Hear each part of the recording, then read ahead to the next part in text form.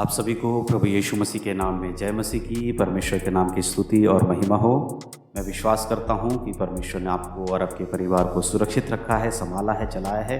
प्रभु के नाम की स्तुति और महिमा हो। मेरे प्रियो, फिर से हम परमेश्वर का धन्यवाद करते हैं आज के इस दिन को दिखाने के लिए कि प्रभु ने हमें संभाला। परमेश्वर के नाम की स्तुति और महिमा हो। हालेलुया। आज फिर से इस सुबह के समय हम परमेश्वर के समीप में हैं और आज हम फिर से परमेश्वर के वचनों से पढ़ेंगे और हम देखेंगे परमेश्वर आज के दिन हम सभी से अपने वचनों के द्वारा क्या बातें करते हैं। तो मेरे प्रियो, जैसे कि हम हर सुबह परमेश्वर के वचन से, पवित्र कलाम से पढ़ते हैं, भजन संहिता से पढ़ते हैं, आज भी मैं भजन संहिता से कुछ आयतों को आप सबके लिए पढ़ूंगा और हम सब मिलकर परमेश्वर के वचनों का अध्ययन करेंगे और हम सीखेंगे प्रभु की इच्छा हम सबके जीवन में किस प्रकार से है। तो आइए हर दिन के साथ हम प्रभु को महिमा दें। उस भजनों को पढ़ने से पहले सबसे पहले हम अपने आप को तैयार करें, प्रार्थना करेंगे सभी मिलकर। तो सब आप मेरे साथ मिलकर प्रार्थना करें। सर्वशक्तिमान पिता परमेश्वर, हम आपका धन्यवाद करते हैं सुंदर समय के लिए जो आपने हमें दिया है। प्रभु, आपके नाम की महिमा और स्तुति करते हैं। सर्वशक्तिमान पिता परमेश्वर, आज के इस वचन के लिए, भजन के लिए हम प्रार्थना करते हैं पिता कि आप हम सबको बुद्धि और ज्ञान दें।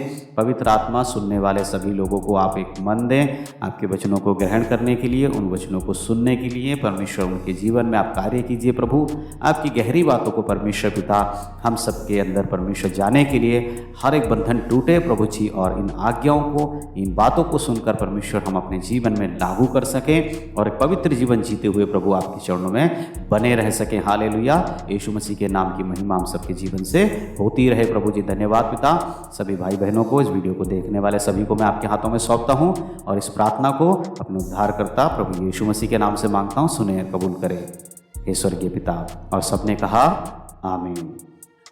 तो प्रियो, परमेश्वर के नाम की स्तुति और महिमा हो। आज हम पढ़ेंगे भजन संहिता और उसका अध्याय 7।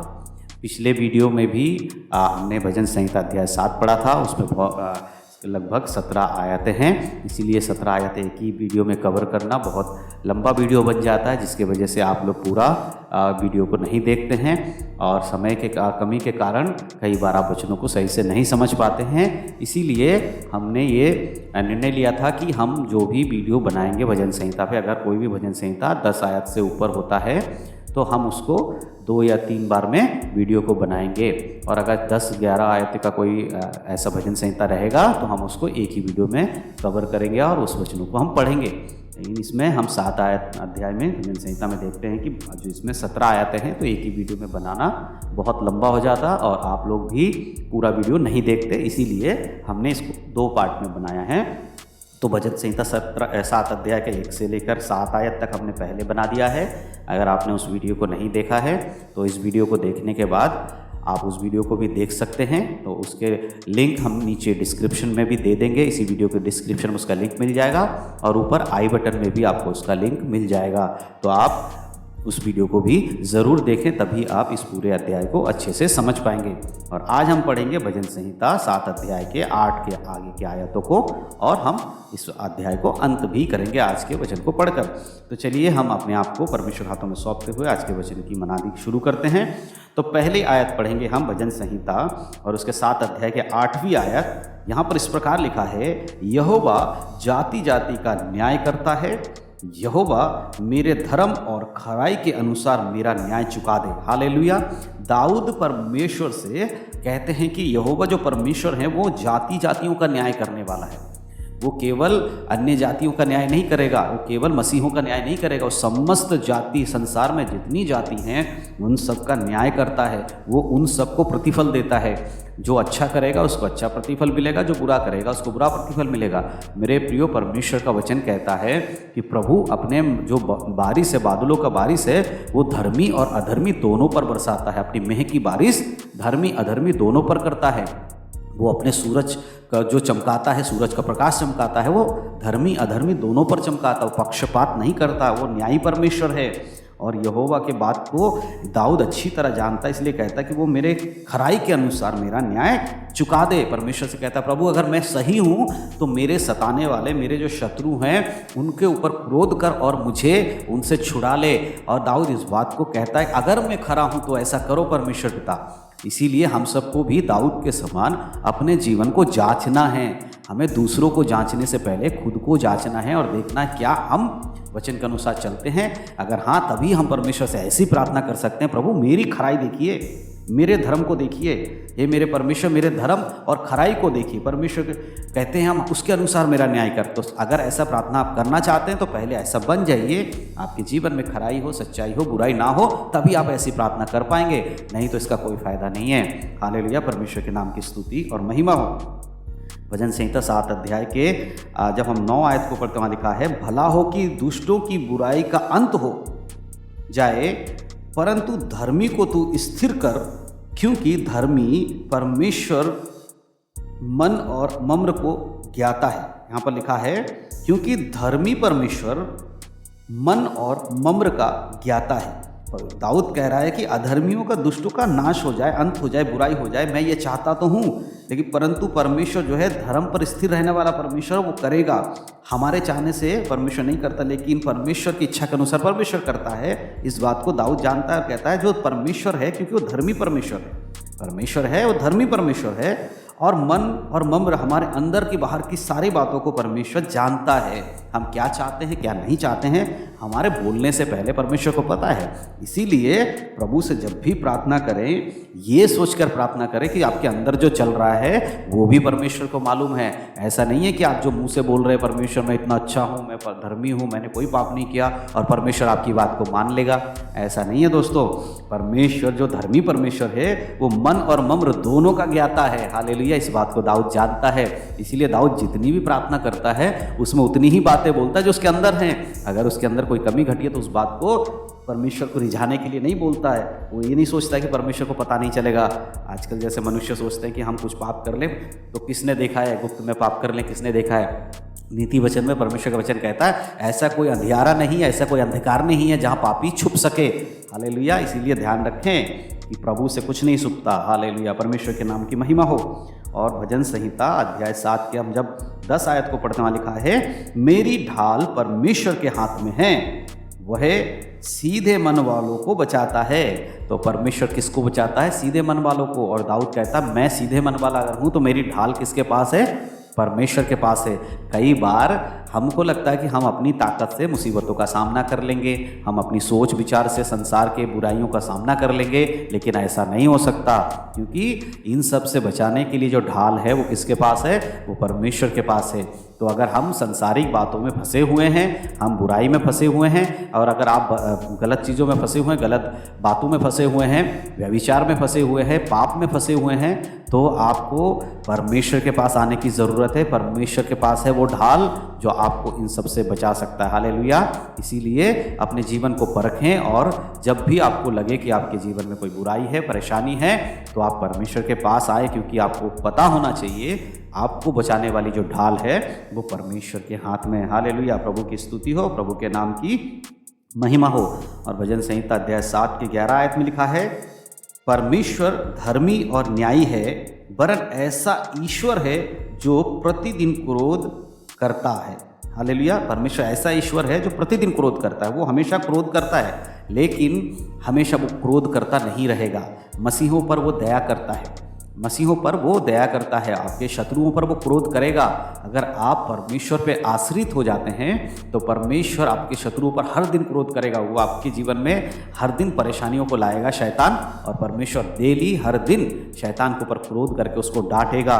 लेकिन मसीहों पर वो अपने प्रेम की जो है प्रकट करता है, प्रेम को प्रकट करता है। परमेश्वर अपने प्रेम को कैसे प्रकट किया? जब हम पापी ही थे तब उसने अपने इकलौते पुत्र प्रभु यीशु मसीह को दे दिया। ये परमेश्वर का प्रेम प्रकट करने का दुनिया में सबसे अद्भुत है। कोई भी ऐसा नहीं कर सकता। कोई भी लोग पापी लोगों को बचाना नहीं चाहता, लेकिन हमारा परमेश्वर पापियों को बचाने के लिए आया, धर्मियों को नहीं। इस चीज़ को आप याद रखें। परमेश्वर के नाम की महिमा और स्तुति हो। और भजन संहिता उसके अध्याय 7 और 12 आयत को जब हम पढ़ते हैं वहाँ इस प्रकार लिखा है, यदि मनुष्य ना फिरे तो वह अपनी तलवार पर सान चढ़ाएगा, वह अपना धनुष चढ़ाकर तीर साधन चुका है, तीर साध चुका है, तीर को निशाने में ला चुका है। परमेश्वर का वचन कहता है कि वो अपने तीर को भी लगा चुका है निशाने पर चलाने के लिए, और अपनी तलवार पर धार भी लगा चुका है। क्यों? क्योंकि अगर लोग मन नहीं फिराएंगे तो परमेश्वर उनको नाश कर देगा। आज आपके पास समय है, अगर आप इन वचनों को सुनने के बाद भी मसीह के में चलने की बात करते हुए भी अगर आप पाप में जीवन जीते हैं तो परमेश्वर को याद रखें कि वो एक दिन आपका न्याय करेगा और आपको उठाकर नरक में डाल देगा, नरक में फेंक देगा। तब आप क्या करेंगे? इसीलिए समय अभी आपके पास है कि आप अपने आप को परमेश्वर के हाथों में समर्पण करें, परमेश्वर के वचन के अनुसार चलें, प्रभु की इच्छा के अनुसार अपना जीवन को जिएं। इसीलिए निरंतर परमेश्वर को याद करते रहें और उसकी भलाइयों को भी याद करें और उसके क्रोध को भी याद करते रहें। परमेश्वर के नाम की स्तुति और परमेश्वर के नाम की महिमा हो। और भजन संहिता 7 अध्याय की 13 आयत में इस प्रकार लिखा है, और उस मनुष्य के लिए उसने मृत्यु की हथियार तैयार कर लिया है, वह अपने तीरों को अग्निबाण बनाता है। जो दुष्ट हैं, जो गलत काम करते हैं, उसके लिए परमेश्वर ने मृत्यु के हथियार तैयार कर लिया, यानी कि नरक तैयार कर लिया है परमेश्वर ने, जो अनंत काल की मृत्यु है। प्रकाशित वाक्य बताती है कि जो नरक है वो दूसरी मृत्यु यानी कि अनंत काल की मृत्यु है, और परमेश्वर ने उसे तैयार कर लिया है। किसके लिए? शैतान के लिए और उसके साथ चलने वाले लोगों के लिए। शैतान और उसके लोगों के लिए नरक तैयार है और परमेश्वर उठाकर उन सबको वहाँ फेंक देगा, क्योंकि जो परमेश्वर के वचन में नहीं चलेगा उनके लिए अग्नि बाण तैयार कर लिया गया, अग्नि के तीर तैयार कर लिए गए, यानी कि अनंत काल के जलन, वो जो आग है, आगे की झील, वहाँ पर लोगों को डाल दिया जाएगा जो परमेश्वर की आज्ञा को नहीं मानते हैं। हालेलुया, प्रभु की स्तुति और परमेश्वर के नाम की महिमा हो। और भजन संहिता उसके 7 अध्याय की 14 आयत में जब हम पढ़ते हैं, वहाँ लिखा है, देख दुष्ट को अनर्थ काम की पीड़ा हो रही है, उसको उपद्रव का गर्भ है और उससे झूठ का जन्म हुआ है। हालेलुया, परमेश्वर कहता है दुष्ट लोग जो है, अनर्थ के कामों की जो पीड़ा है वो शुरू हो चुकी है। ये अंत का समय आ चुका है। और जो दुष्ट लोग हैं, जैसे कि स्त्री का बच्चा जन्मने का समय होता है तो उस समय उसकी पीड़ाएं शुरू हो जाती हैं। उससे जन्म देने से पहले ही, कुछ दिन पहले उसकी पीड़ाएं शुरू हो जाती हैं, लेकिन वो जब जन्म देती है तब बच्चा आता है, लेकिन दर्द पहले से होने लगता है। उसी प्रकार परमेश्वर कह रहा है, देखो दुष्ट लोगों का जो अंत होने वाला है, जो उनके द्वारा उत्पन्न होगा, जो झूठ उत्पन्न होगा उनसे, जो उनके गर्भ में झूठ है, उसकी पीड़ाएं शुरू हो चुकी हैं। और क्या है? उस झूठ का जन्म, उससे झूठ का जन्म होने वाला है। तो बुरे लोग जो हैं वो झूठ को जन्म देने वाले हैं, और जो झूठ को जन्म देंगे, जो पापी लोग हैं, जो मन नहीं फिराते, वो झूठ को जन्म देंगे। और झूठ को जन्म देने वाला कहाँ जाएगा? वो शैतान के संग नरक में डाला जाएगा। इसीलिए अपने आप को बचाएं, झूठ ना बोलें। परमेश्वर का आज्ञा कहता है कि हमें झूठ नहीं बोलना चाहिए, हमें झूठ को जन्म नहीं देना चाहिए। और शैतान क्या है? वो झूठ का पिता है, इसीलिए हमें शैतान के जैसा नहीं बनना है। परमेश्वर के नाम की स्तुति और महिमा हो। और भजन संहिता 7 अध्याय और उसका 15 आयत में इस प्रकार लिखा है, उसने गड्ढा खोद कर उसे गहरा किया, और जो खाई उसने बनाई थी उसमें वह आप ही गिरा। जो दुष्ट लोग हैं उन्होंने गड्ढे तो खोदे थे, किसके लिए? दाऊद कहता मेरे लिए तो गड्ढे खोदे थे। हो सकता है आपके जीवन में भी शैतान ने बड़े बड़े गड्ढे खोद दिए होंगे, बड़े बड़े मुसीबतों को आपके जीवन में ला दिया होगा और खाई बना दी होगी। तो आपको डरना नहीं है। परमेश्वर का वचन कहता है कि वो अपने गड्ढे में खुद ही गिरेगा, वो अपनी खाई बनाई हुई खाई में आप ही गिर जाएगा। इसीलिए जब कोई शत्रु आपको गिराने की कोशिश करता है, याद रखना परमेश्वर उसे उसमें खुद गिरा देगा। आपको चिंता नहीं करना है। आपका युद्ध कौन लड़ता है? आपका युद्ध परमेश्वर लड़ता है। इसीलिए परमेश्वर पे भरोसा रखें और अपनी मुसीबतों के समय परमेश्वर को पुकारें, परमेश्वर के नाम की महिमा करें, उसको स्तुति दें। प्रभु के नाम की स्तुति और महिमा हो।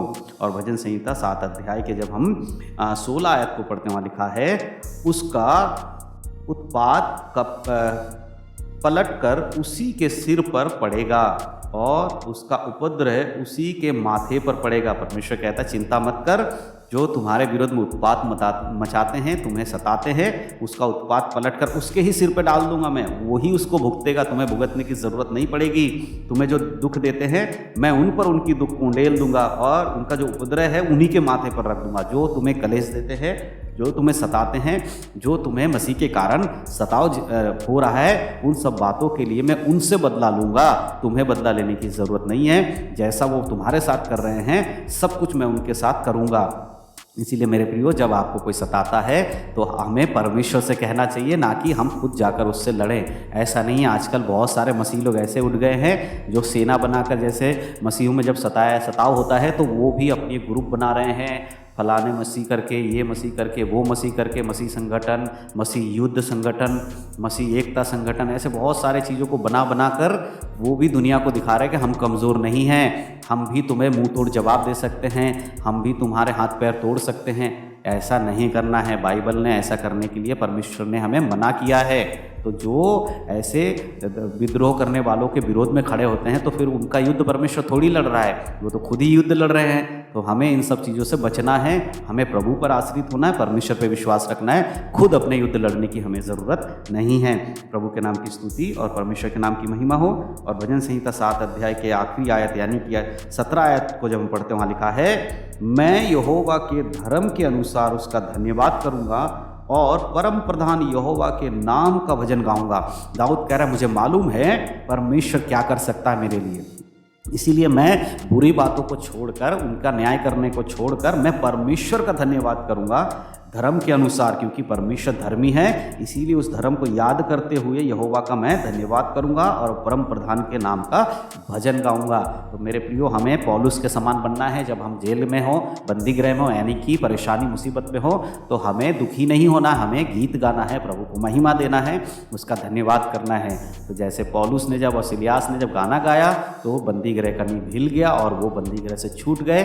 और हम देखते हैं कि वहाँ से भागे नहीं, परंतु वहाँ रुके रहे, जिसके कारण वहाँ का जो सरदार था, जेल का मालिक, जो शासन करने वाला था, वो उद्धार पाता है। इसीलिए जब हम परेशानी में हो तो हमें परमेश्वर को धन्यवाद देना चाहिए और परमेश्वर की महिमा करनी चाहिए। तो परमेश्वर हमें इस्तेमाल करेगा दूसरों लोगों को सुसमाचार सुनाने में, उनका उद्धार करने में। तो मैं विश्वास करता हूँ कि आज के भजन संहिता जो हमने पढ़ा, इसके द्वारा आप सब लोग समझ पाए हैं कि मसीह जीवन कैसा जीवन है और कैसे हमें परमेश्वर की आज्ञाओं को मानना है। और मैं कहना चाहता हूँ कि भजन संहिता 7 अध्याय के 2 पार्ट बने हुए हैं वीडियो के, यह दूसरा पार्ट है। तो आप पहला पार्ट ज़रूर देखें, तभी आप इस पार्ट को भी अच्छे से समझ पाएंगे। तो भजन संहिता दूसरे 7 अध्याय के 2 पार्टों में से जो पहला पार्ट है, उसका लिंक मैं आपको डिस्क्रिप्शन बॉक्स में नीचे दे दूंगा और ऊपर आपको आई बटन में भी पहले मिल गया होगा। नीचे डिस्क्रिप्शन में ऑलरेडी इस वीडियो का लिंक डाला हुआ है, तो आप उस वीडियो को ज़रूर देखें। इस वीडियो को देखने के बाद और इस वीडियो को अपने मसीह भाई बहनों में शेयर करना बिल्कुल ना भूलें। और अगर आप पहली बार हमारे चैनल पर आए हैं और इस वीडियो को देख रहे हैं, आपसे नम्र निवेदन है कि आप हमारे चैनल को सब्सक्राइब करके ज़रूर जाएं और बेल के आइकन को भी प्रेस कर लें, ताकि हमारे वीडियो जब भी इस चैनल पर डाले जाएंगे आप तक नोटिफिकेशन आ जाएगा। भाई, हम सब मिलकर आज के परमेश्वर के वचन के लिए धन्यवाद करते हुए प्रार्थना करेंगे और इस वचन का अंत जो हम प्रार्थना के साथ करेंगे। आइए हम सब मिलकर प्रार्थना करें। सर्वशक्तिमान पिता परमेश्वर, हम आपका धन्यवाद करते हैं सुंदर समय के लिए जो आपने हमें दिया। प्रभु, आपके नाम की स्तुति और महिमा हो।